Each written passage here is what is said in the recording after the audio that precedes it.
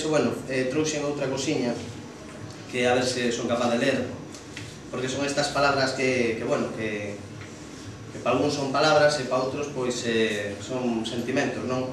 E fala un pouco de por que estou eu aquí na realidade, non? Porque eu hasta fai un ano e medio, dous, pois estaba dormido, non? E deses naufraxios que lle ocurren a un, dos restos que quedan, pois un se ergue, non? Se refunda, resurde, bueno, intenta esperta, intenta vivir, non? E, bueno, se máis dilación, pois, bueno, comezo.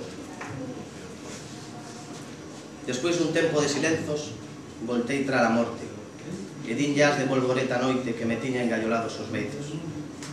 E naveguei en prol da miña esencia, un millar de veces aborrecida, soterrada baixo unha faciana que asemellaba tristemente rendida.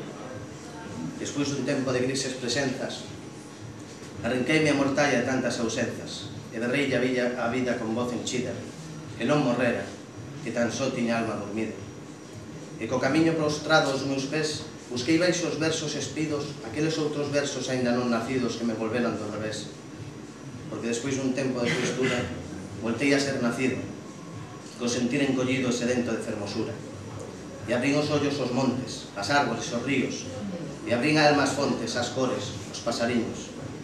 Porque despois dun tempo de silenzos, voltei tra a morte, e dinllas de volvoreta a noite que me tiña engallolados os beizos. E abrín os ollos, e abrín a alma.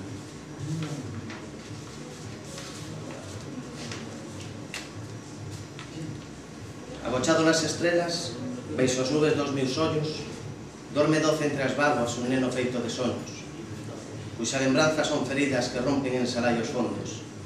Batendo forte están as olas nesta terra de mortos. Agochado nas estrelas, baixo as nubes dos meus ollos, dorme doce entre as vaguas un neno feito de sonos.